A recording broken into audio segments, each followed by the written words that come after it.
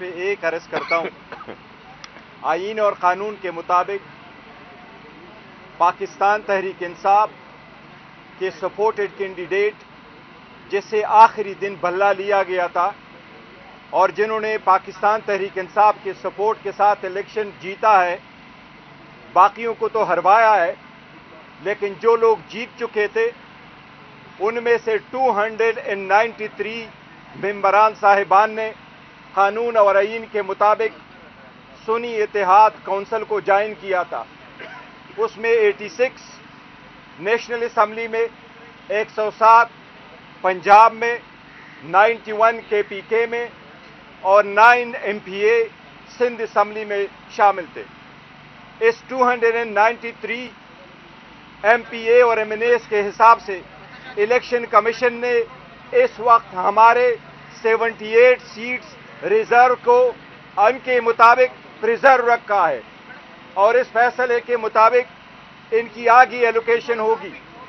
हम समझते हैं कि पॉलिटिकल सिस्टम में और रिजर्व सीट मेरिट बेस्ड होती है।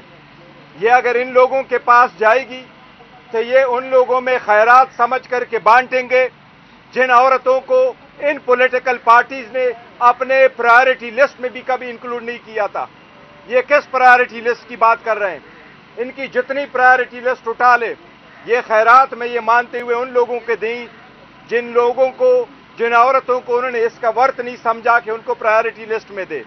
ये पाकिस्तान तहरीक इंसाफ के सपोर्टेड कैंडिडेट्स है जो इस वक्त सुन्नी इत्तेहाद काउंसिल में शामिल है। सुन्नी इत्तेहाद काउंसिल को ये सीटें मिलेगी तो इंशाअल्लाह ताला खान साहब के विजन के मुताबिक ये उन कमिटेड वर्करों को मिलेगी, कमिटेड वर्करों को, जिनको आप कह सकते हैं जिनका हम हमेशा से चुनाव एक बाइतिमाद तरीके से मेरिट बेस पे करेंगे। हमारे इलेक्शन कमीशन से आखिरी इस्तदा है कि अब अवाम ने जब फैसला दिया हुआ है और अवाम में तारीख में पहली मरतबा 2002 में 17 इंडिपेंडेंट कैंडिडेट्स आए, 2008 में आपने 23 कैंडिडेट देखे, 2018 में आपने 27 कैंडिडेट देखे और 2023 में आपने इस वक्त शामिल शुदा 300 कैंडिडेट देखे। ये सिर्फ और सिर्फ उस गुलामी नामंजूर की वजह से है।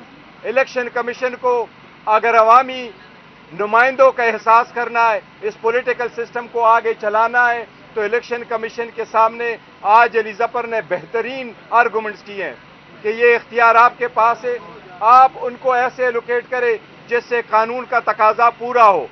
अगर प्रोविजन उसमें मौजूद है आप उनके, तो एक बार फिर हमारी इलेक्शन कमीशन से इस्तदा है कि असम्बली उस वक्त पूरा नहीं होती जब तक उनके सारे मेंबरान साहिबान मौजूद ना हो। लिहाजा आज ही फैसला कर ले, हमारी सीट हमें एलोकेट कर दे ताकि हमारी केस पे जल्द फैसला हो और हमारी असम्बली भी पूरा हो। अच्छा सर, अली जफर साहब ऊपर एक लेटर का जिक्र हुआ कि सुन्नी इत्तेहाद काउंसिल ने खत लिखा, चीफ साहब ने कहा कि हमें सीटें नहीं चाहिए। वो लेटर आपने देखा, एक वो कह दीजिएगा कि उसमें क्या था।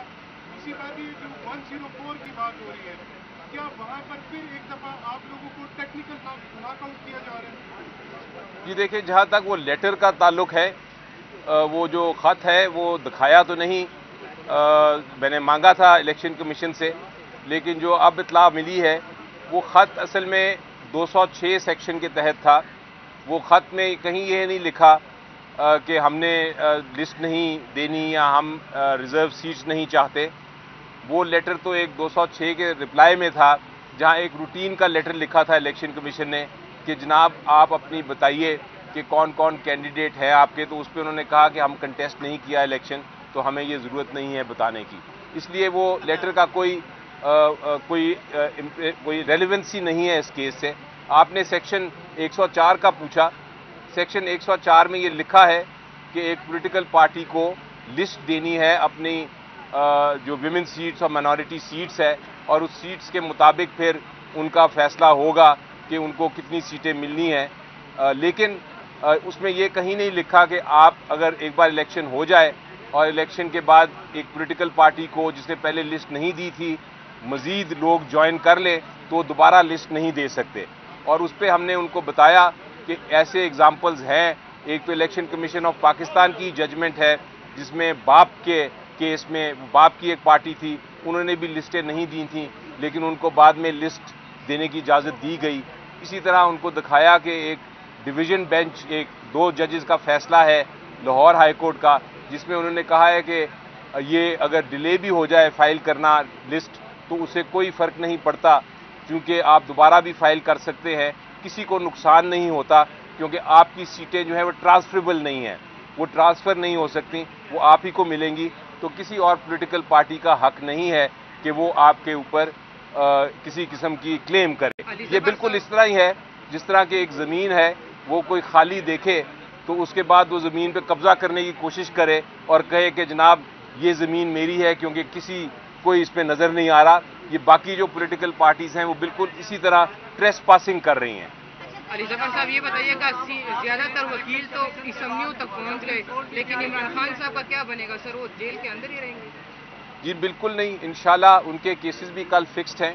آپ لاہور ہائی کورٹ، اسلام آباد ہائی کورٹ آئیے گا، تینوں کیسز فکسڈ ہیں، توشہ خانہ کا بھی اور سائفر کیس بھی، اور شاہ محمود قریشی صاحب کا بھی کیس فکس ہے۔ کل ہم بحث کریں گے اور انشاءاللہ جلد اس کا فیصلہ آئے گا۔ صاحب یہ بتا دیجیے گا کہ انصاف کا جو الیکشن کمیشن کے فیصلے ہیں پاکستان تحریک انصاف کے حوالے سے وہ بھی آپ کے سامنے ہے، تو آج کا جو فیصلہ محفوظ کیا ہے تو آپ سپریم کورٹ کی تیاری کر چکے ہیں جانے کی یا نہیں؟ جی بالکل، جو آپ ایک بڑا ایک انٹرسٹنگ سوال پوچھ رہے ہیں، کیونکہ اگر آپ ماضی میں دیکھیں تو میرا خیال ہے پچھلے سال سے جتنے فیصلے الیکشن کمیشن آف پاکستان کے آئے ہیں وہ پی ٹی آئی کے خلاف ہی آئے ہیں اور ہمیں پھر عدالتوں میں جانا پڑا ہے۔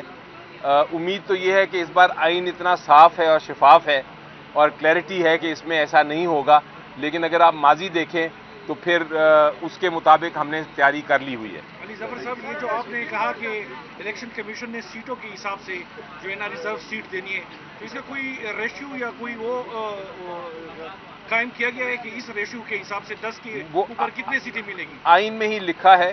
مثلا آپ اگر بلوچستان اسمبلی کا دیکھیں تو وہاں ٹوٹل 16 سیٹیں ہیں نیشنل اسمبلی کی طرف سے اور 4 سیٹیں دی جاتی ہیں ویمن کو۔ اس کا مطلب ہے کہ جو پارٹی 4 سیٹیں جیتے گی نیشنل اسمبلی میں بلوچستان کی طرف سے اس کو 1 سیٹ ملے گی۔ اسی طرح ہر صوبے کا جو انٹائٹلمنٹ ہے نیشنل اسمبلی کے لیے وہ آئین میں آرٹیکل 51 میں درج ہے اور اسی طرح ریشو نکلتی ہے۔ یہ ریشو تبدیل نہیں ہو سکتی۔ یہ نہیں ہو سکتا کہ آپ بلوچستان سے 4 سیٹیں جیتیں اور آپ کو چاروں کی چاروں جو ویمن سیٹس ہیں وہ مل جائیں، آپ کو 1 ہی ملے گی۔ سر بتائیے گا آئین اور قانون کی اگر بات کریں تو آپ کو انتخابی مہم چلانے کی اجازت نہیں دی گئی، ابھی تک آپ کو یقین ہے کہ آئین اور قانون سے انٹرا پارٹی انتخابات میں بھی آپ کے لمبے دلائل اتنے ہی چلے تھے اور عملے سے محروم کر دیے گئے تھے، ابھی جب آپ نے لمبے دلائل دیے ہیں آپ کو الیکشن کمیشن کا موڈ کیا نظر آ رہا ہے؟ آپ نے اپنے ذہن میں بھی تو اسکیچ بنا لیا ہے کہ آپ کو یہ مخصوص نشستیں دیں گے یا نہیں دیں گے؟ دیکھیے، جب وکیل بحث کرتا ہے تو اس کو اپنی بحث اپنے دلائل پہ پورا یقین ہوتا ہے اور وہ بھرپور جوش اور جذبے کے ساتھ اور کمٹمنٹ کے ساتھ بحث کرتا ہے۔ میں نے کوشش کی کہ میں نے جو بحث کرنی ہے اس کو باقاعدہ ہم نے کل رات کو ہم 3 بجے تک بیٹھے رہے اور 3 بجے تک ہم تیاری کرتے رہے۔ جو آرگومنٹ جو بحث غلط تھی ہم نے اس کو خود ہی مسترد کر دیا۔